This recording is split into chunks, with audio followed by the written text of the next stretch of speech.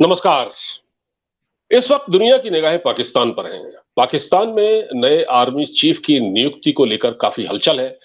3 नाम आए हैं जो प्रधानमंत्री को दिए गए हैं। एक उसमें जनरल आसिम मुनीर, एक मिर्जा साहिर शमशाद और एक और नाम है जो इस वक्त मुझे ध्यान नहीं आ रहा है। इन 3 नामों पर चर्चा हो रही है और इसमें कौन बनेगा पाकिस्तान का आर्मी चीफ। पाकिस्तान में सिर्फ और सिर्फ पूरे मीडिया जगत में पाकिस्तान के सिर्फ एक ही मसला है। न कोई वहां सैलाब की बात कर रहा है, न कोई मतलब बाढ़ की बात नहीं कर रहा है, सैलाब की बात नहीं कर रहा है, गरीबी की बात नहीं कर रहा है। सिर्फ एक मुद्दा है, कौन होगा आर्मी चीफ। और इसी को लेकर वहां सबसे ज्यादा हलचल है। और एक मैं और बताऊं आपको कि जनरल बाजवा जो पाकिस्तान के आर्मी चीफ है, 29 तारीख को रिटायर हो रहे हैं। उन्होंने बड़ी हैरान कुन बात की है। उन्होंने एक कार्यक्रम में जो उनको विदाई समारोह था उनका, उसमें उन्होंने कहा, और इस पर पता नहीं कितने लोगों को यकीन होगा, मुझे तो यकीन नहीं है। उन्होंने कहा कि जो 71 की वॉर है वो पॉलिटिशियन ने हराई थी हमको। हमने फौज का उसमें कोई किरदार नहीं है, ये पॉलिटिशियन की वजह से, राजनेताओं की वजह से हम हारे। और जो 90,000 फौजियों का जो सरेंडर है, जो उसकी बात की जाती है वो गलत है, क्योंकि उस वक्त भारत की 2.5 लाख फौज थी और हमारी केवल 34,000 फौजी थे, तो वो कैसे मुकाबला कर सकते थे। मतलब जनरल बाजवा जाते जाते अपनी आवाम को मिसलीड कर रहे हैं। पाकिस्तान हमेशा डिनाइल के मोड में रहता है, किसी चीज को स्वीकार नहीं करता।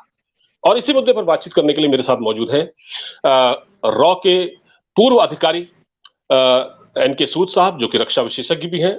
सर, आपका स्वागत है। जी, शुक्रिया।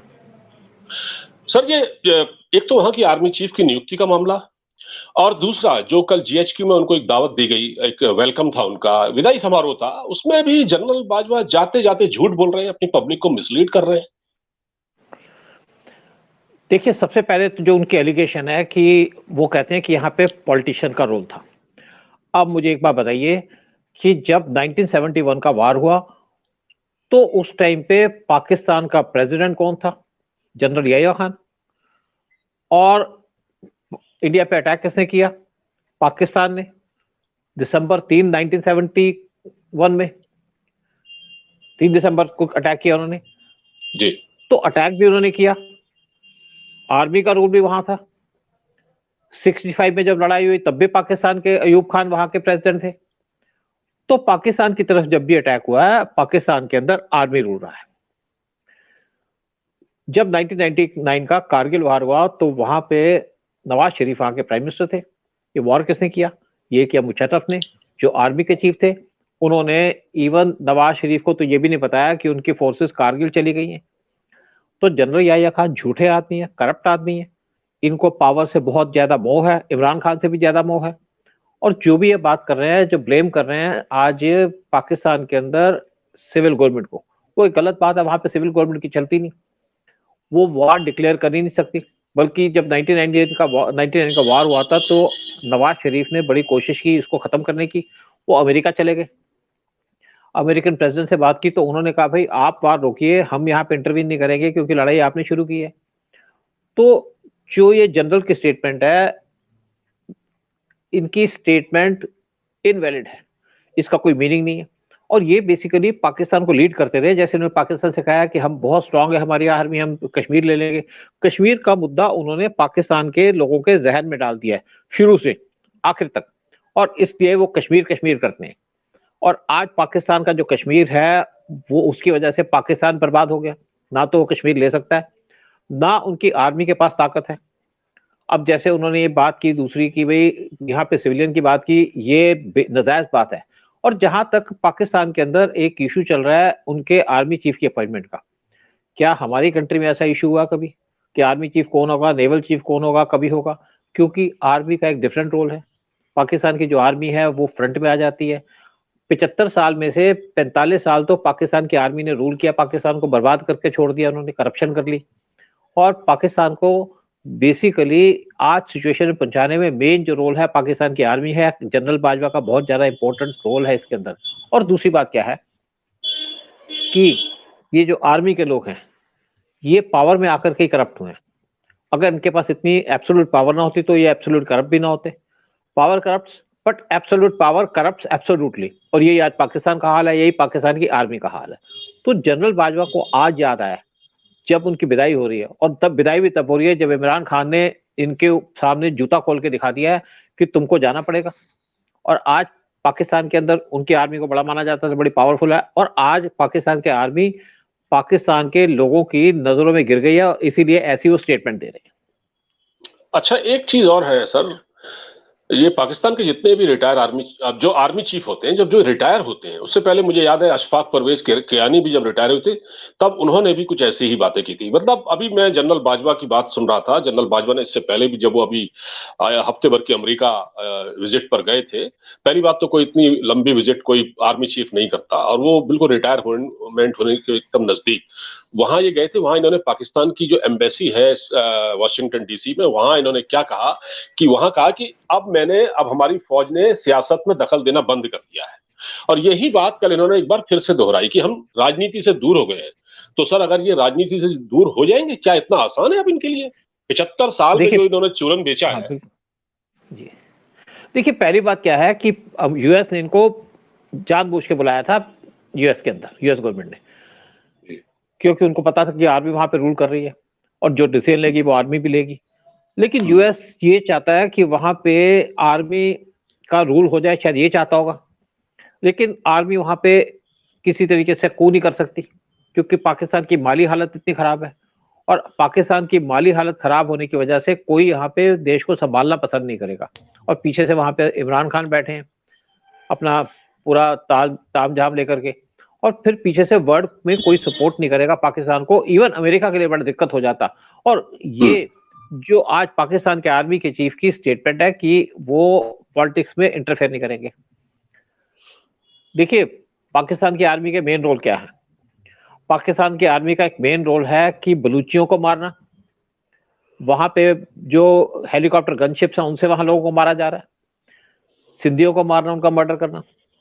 तीसरा इनका काम है, पाकिस्तान के अंदर कम से कम 300 पॉलिटिशियंस हैं जिनको पाकिस्तान की आर्मी और आईएसआई ने मर्डर किया, चुपचाप, आवाज भी नहीं हुई। आप देखिए वहां पे लियाकत अली का मर्डर हुआ, किसने मर्डर किया?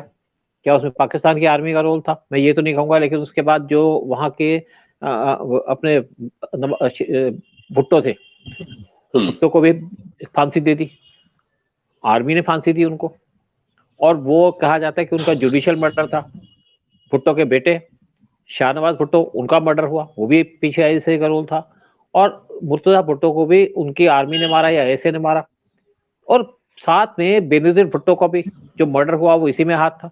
और जब वहां पे नवाज शरीफ उनको 2 बार पावर से हटाया, और पावर से हटाया बेसिकली उनको भी मारना चाहते थे। पहली बार जब पावर से हटाया तब हटाया क्योंकि अटल बिहारी वाजपेयी की मीटिंग हुई थी पाकिस्तान के अंदर, वो गए थे पाकिस्तान में पीस के लिए, क्योंकि नवाज शरीफ से बड़ी उम्मीद थी। वो चाहते थे कि दोनों कंट्रीज के रिलेशन इंप्रूव हो, कोई दूसरा लीडर पाकिस्तान का ये नहीं चाहता था। तब उनको सऊदी ने बचा लिया। और दूसरी बात, किसी तरीके से जब पीएम मोदी की विजिट हुई तब भी उनको पावर से हटा दिया। आर्मी उनको जेल में रखना चाहती थी, या हो सकता है उनको स्लो पॉइजन भी देती, लेकिन शायद कुछ इंटरनेशनल फोर्सेस वो उनकी सपोर्ट में आके उनको बचा के ले गए। तो जो इनकी स्टेटमेंट है कि ये पॉलिटिक्स में इंटरफेयर नहीं करेंगे, इनके मुंह पे खून लगा हुआ है। खून एक जगह का नहीं लगा, खून कई लगे हुए हैं। एक तो एब्सोल्यूट पावर इनके पास, फिर इंडिया के अंदर मिलिटेंसी। अगर पाकिस्तान आज बर्बाद हो गया है वो आर्मी की वजह से, क्योंकि वो इंडिया के अंदर मिलिटेंसी करता है, और आज इंडिया ने उसको पूरा एक्सपोज कर दिया। तो जो ये स्टेटमेंट है पाकिस्तान के आर्मी चीफ की, और तब आ रही है जब वो पावर से बाहर निकल रहे हैं। और पावर ये एक्चुअली कू करने की भी तैयारी कर रहे थे, लेकिन इनको लगा कि कू हम करेंगे तो हम वैसे ही भूखे मरेंगे पाकिस्तान में, और ज्यादा बर्बाद हो जाएंगे पाकिस्तान में, तो इसलिए कू नहीं किया। और ये कंटिन्यू करना चाहते थे पावर के अंदर, लेकिन इमरान खान ने इनको पावर से बाहर निकालने का पूरा एजेंडा तैयार करके रखा था, इसलिए पावर छोड़ के जा रहे हैं। जी, अब इनको जाना ही पड़ रहा है। सर, एक बात मैं पूछना चाहता हूं आपसे कि इस बात में कहां तक सच्चाई है? कुछ हमारे, मैं सुनता रहता हूं, कुछ डिफेंस एक्सपर्ट हैं, कुछ हैं, वो ये कहते हैं कि देखिए इमरान खान ने जो एक नैरेटिव बनाया था कि मुझे अमेरिका की मदद से हटाया गया है, जनरल बाजवा पिक गए हैं, और वहां बल्कि ट्विटर पर लगातार ट्रेंड कर रहा था ट्रेटर बाजवा के लिए, ट्रेटर बाजवा, तो गद्दार, देश का गद्दार। तो एक तो उनकी जो इज्जत का पूरी तरह फालूदा बन गया जनरल बाजवा की। अब ये सवाल कहां तक उचित है, या ये बात कहां तक सच है कि पाकिस्तान की पाकिस्तान के चाहे प्रधानमंत्री की नियुक्ति का मामला हो, चाहे वहां की आर्मी चीफ का, ये अमेरिका तय करता है ना सर? या हटाना भी तय करता है? देखिए, आज की डेट में मैं ये नहीं कहूंगा। जैसे आपको भुट्टो को हटाना था, भुट्टो को हटाने के अंदर या उनको फांसी देने के लिए अमेरिका की पूरी अप्रूवल थी। अगर अमेरिका की अप्रूवल ना होती तो उस टाइम पे उनको आर्मी चीफ हटा नहीं सकते थे। अमेरिका इसमें बड़ा इंटरफेयर करता था। आज तो मैं नहीं कहूंगा अमेरिका की इतनी पावर है। अगर अमेरिका की पावर होती तो आज बेसिकली हो सकता है कि इनको भी, जनरल बाजवा को भी यहाँ पे यहाँ पे अपॉइंट कर देते। क्योंकि आप देखिए, जब 65 का वार हुआ तो उस टाइम पे जो पाकिस्तान के डिक्टेटर थे अयूब खान, उन्होंने तभी अटैक किया कि उनको अमेरिका ने पूरी सपोर्ट दी थी, पूरा उनको इक्विपमेंट दिए हुए थे और बेसिकली उनको यहाँ पे वार जीतना भी था, क्योंकि उस टाइम पे पाकिस्तान बहुत ज्यादा पावरफुल है। उनके पास लेटेस्ट आर्मरी थी, उनके पास फ्रेंच के फाइटर प्लेन्स थे, मिराज थे उनके पास पैटर्न टैंक्स भी थे। और इसी चीजों से एनकरेज होकर उन्होंने इंडिया पे अटैक किया। और नेचुरली अमेरिका जब ऐसी चीजें देता है तो दूसरे को एनकरेज करता है। जब वार भी हुआ और उस टाइम पे इंडिया 62 के अंदर बहुत बुरी तरह से हार भी गया था, इंडिया के बहुत ज्यादा नुकसान हो गया था, हमारे पास कोई इक्विपमेंट भी नहीं थे, हमको अमेरिका ने एयरक्राफ्ट देने से मना कर दिया और हमारे पास 2 बिग थे जो इंडिया ने रशिया से खरीदे थे, अभी बाकी सप्लाई आनी थी। इंडिया वो वार जीता, इसलिए जीत के इंडिया वार कि इंडिया के जो प्लानर्स थे या जिन्होंने प्लानिंग की वार की, उन्होंने बड़े मेटिकुलसली प्लानिंग की और पाकिस्तान के लोगों ने अपना पूरा झोंक दिया वार के अंदर, पूरा एमुनिशन झोंक दिया और उनके एमुनिशन भी करीब करीब खत्म हो गए थे। 71 में क्या हुआ, अमेरिका वहां पे आया, अमेरिका ने अपनी 7th फ्लीट भेजी इंडिया के खिलाफ, ब्रिटेन ने भी अपनी फ्लीट भेजी, तो उसके बाद भी इंडिया जीत गया क्योंकि रशिया इंडिया के साथ था, लेकिन रशिया ने इंटरवीन नहीं किया। तो अमेरिका का पाकिस्तान के अंदर काफी रोल रहता है, लेकिन आज मैं नहीं कहूंगा, आज ये बात नहीं है। और बेसिकली जो पाकिस्तान की आर्मी है, जैसे उन्होंने आर्मी चीफ को बुलाया था अमेरिका ने, उसके अंदर भी उनकी प्लानिंग थी कि वो चाहते थे कि आर्मी चीफ जो शहबाज शरीफ को सपोर्ट करें, लेकिन उनकी सपोर्ट काम नहीं आई। अब जैसे आप जो बाइडेन की बात करें, ये बड़े कमजोर प्रेसिडेंट है यूएस के, सब जगह फेल हो गए, अफगानिस्तान में फेल हो गए, ताइवान में फेल हो रहे हैं, रशिया यूक्रेन वार करा करके फेल हो रहे हैं, पूरे वर्ल्ड को इन्होंने एक क्राइसिस में डाल के रख दिया है। और पाकिस्तान के साथ इनके जो प्रेसिडेंट, इनके जो आर्मी चीफ को बुला करके उन्होंने बहुत भारी गलती कर दी, इंडिया को भी नाराज करके रख दिया। तो इनकी, जैसे आप बात करते हैं, इनकी अमेरिका की यहाँ पे बहुत ज्यादा इंटरफेरेंस होती थी। क्योंकि एक बात और बताऊंगा आपको कि हम जो मिलिटेंट्स का इशू रेज करते थे अमेरिका से कि पाकिस्तान उनको सपोर्ट करता है, कुछ कश्मीरी अमेरिका उनको पाकिस्तान को सपोर्ट करता था, और कई बार हम इशू उठाते थे उनसे कि जो मिलिटेंट्स के जो लीडर्स हैं वो बैठे हैं अमेरिका के अंदर, उनके खिलाफ एक्शन लो। लेकिन अमेरिका ने कभी हमारी नहीं सुनी, वो चाहता था पाकिस्तान इंडिया को ठोकता बजाता रहे और एंजॉय करते थे उसको। लेकिन जब वहां पे 9/11 हुआ तो अमेरिका ने अपना जो रुख है वो चेंज किया। तब उन्होंने, कुछ कश्मीरी वहां बैठे थे जो इंडिया के खिलाफ कैंपेनिंग करते थे, उनको जेल में भी डाला। तो अमेरिका कोई डिपेंडेबल कंट्री नहीं है। अमेरिका एक डेमोक्रेटिक कंट्री है, लेकिन डेमोक्रेसी का नाम नहीं है वहां पे। अमेरिका की जो CIA है वो आज भी इंडिया के खिलाफ काम करती है, इंडिया को डिस्टर्ब करने की कोशिश करती है। रशिया यूक्रेन का वार चल रहा है, तब भी अमेरिका इंडिया को टारगेट करने के चक्कर में लगा हुआ है। अब ये कोशिश कर रहा है कि इंडिया किसी तरीके से रशिया से ऑयल लेना बंद कर दे। तो बेसिकली अमेरिका ने हमेशा, चाहे अमेरिका आज देखिए म्यांमार के ऊपर सैंक्शन लगा दी क्योंकि आर्मी रूल है, और दूसरी तरफ जब पाकिस्तान के अंदर डिक्टेटरशिप थी तो अमेरिका ने कोई सैंक्शन नहीं लगाई क्योंकि अमेरिका के सपोर्ट से वहां पे डिक्टेटर आए थे, इसीलिए, और इसीलिए भुट्टो को फांसी दी गई थी। तो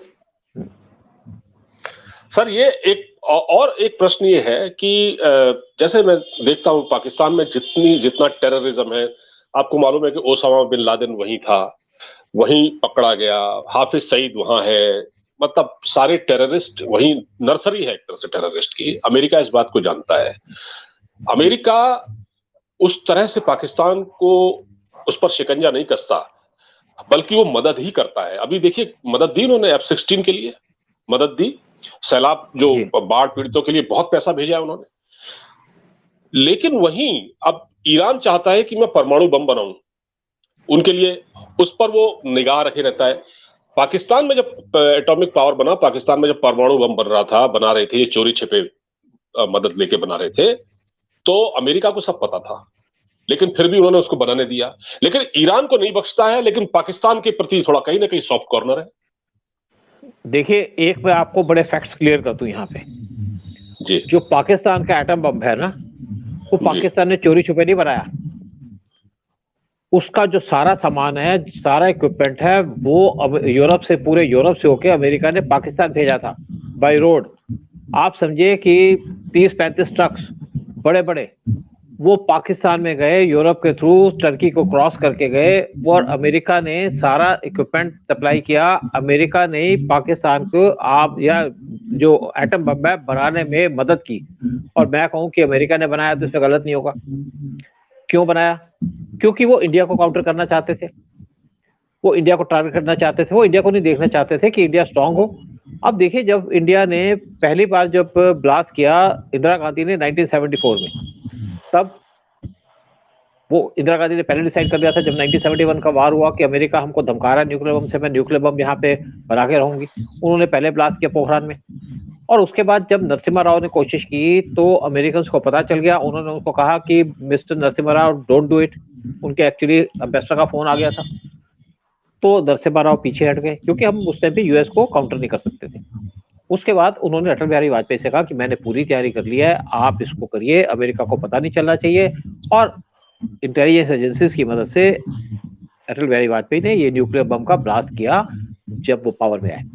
और अगर आप उस टाइम पे अटल बिहारी वाजपेयी की स्पीच सुनेंगे, उन्होंने कहा जो काम इंदिरा गांधी ने पूरा जो शुरू किया था वो मैंने आज पूरा कर दिया।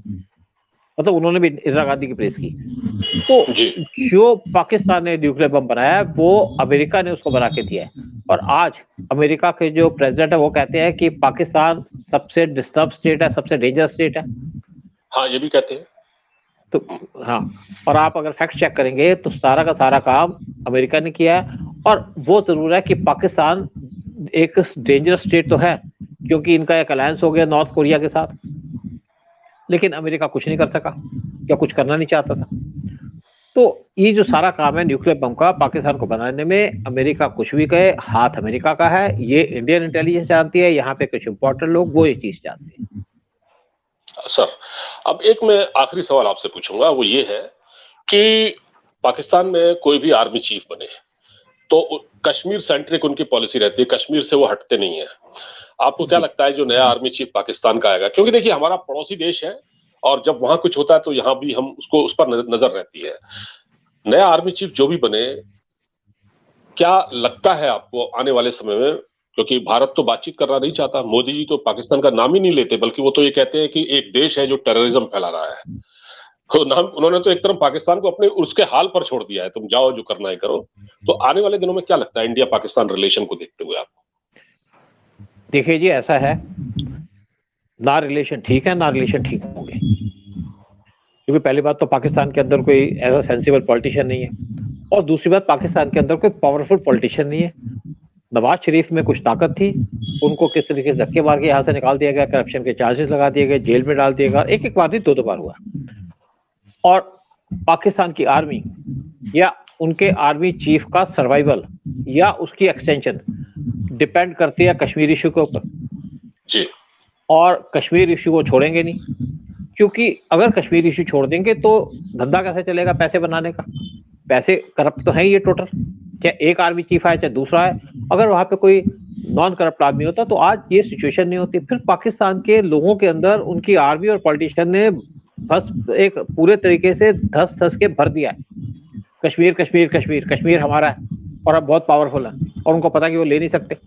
आज इंडियन आर्मी पाकिस्तान आर्मी से कम 8 गुना ज्यादा पावरफुल है, एयरफोर्स 6 गुना ज्यादा है, और नेवी कम से कम 10 गुना ज्यादा पावरफुल है पाकिस्तान की नेवी से।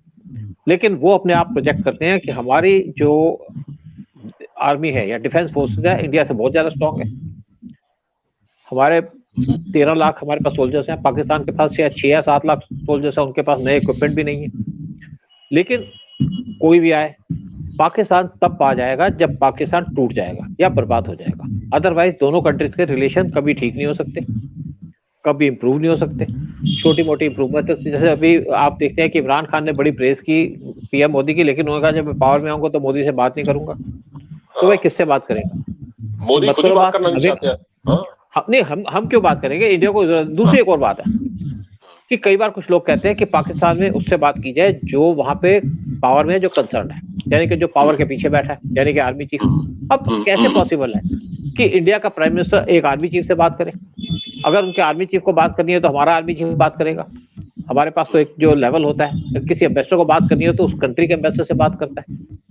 तो पाकिस्तान के साथ रिलेशंस इंप्रूव होने का एक, आप सोचिए कि नॉर्मल रिलेशंस होने का कोई चांस ही नहीं है। आज पाकिस्तान के अंदर एक डिमांड चल रही है कि 40% लोग वहां से बाहर भागना चाहते हैं। बाहर इसलिए भागना चाहते हैं कि पाकिस्तान आज बर्बाद है। जी बिल्कुल ठीक कहा आपने। और जी 40% ये मैंने भी सुना है कि 40% लोग जो है अपने पासपोर्ट वगैरह बनवा रहे हैं बाहर जाने के लिए, वीजा लेने के लिए एम्बेसी के बाहर लाइनों में खड़े हैं। और वाकई कोई नहीं रहना चाहेगा ऐसे देश में जहां कुछ है ही नहीं। और सबसे बड़ी बात यह है कि देखिए, जो सबसे बड़ी पावर है पाकिस्तान की आर्मी चीफ है, वो जाते जाते ही झूठ बोल रहा है, अपने पब्लिक को मिसलीड कर रहा है। हिस्ट्री भी वहां गलत पढ़ाई जाती है। तो ऐसे देश में किसी का क्या मुस्तकबिल और क्या भविष्य हो सकता है। एक और बात कहूंगा मैं, इनकी एक और स्टेटमेंट है बांग्लादेश के बारे में, शायद आपने सुनी होगी, मुझे पूरा याद नहीं क्या स्टेटमेंट है। 1971 को के बारे में कुछ बोल रहे थे शायद ये। हाँ हाँ हाँ हाँ, वो बोल रहे थे, उन्होंने कहा था कि मैं एग्जैक्टली याद नहीं आ रहा मुझे क्या कहा था, कुछ कहा था इन्होंने। ना, इन्होंने शायद ये कहा कि हमारे 93,000 सोल्जर्स नहीं थे, 34,000 सोल्जर्स थे जो इंडियन आर्मी ने सरेंडर किया। हाँ यही कहा था। देखिए ऐसा है, इसके अंदर इनका जो चीफ सेक्रेटरी था वहां का बांग्लादेश का, वो जरूर एक सिविलियन था।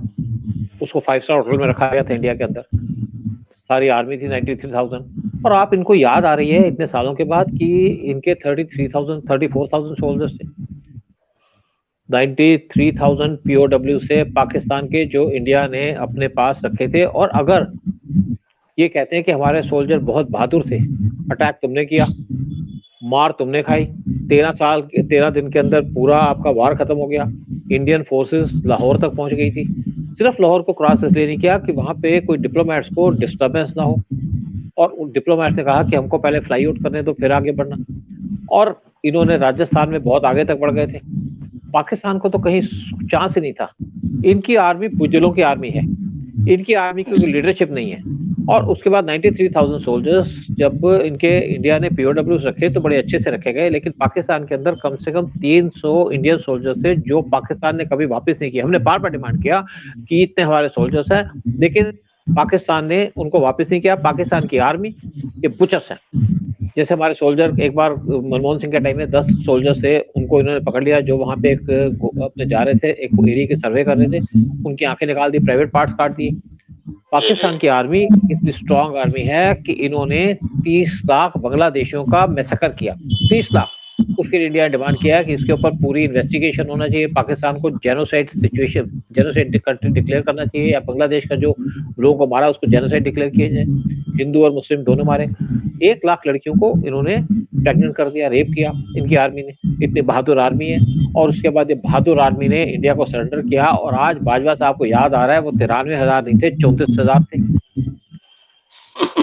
50 साल बाद याद आ रहा है हमको। जी जी जी जी सर, वाकई देखते हैं अब पाकिस्तान में नए आर्मी चीफ कौन बनते हैं, और हमारी निगाह रहेगी। और फिर एक बार आपसे इस मुद्दे पर चर्चा करेंगे। इस मुद्दे पर बहुत बड़ी बातचीत, बहुत ज्यादा बातचीत की जा सकती है।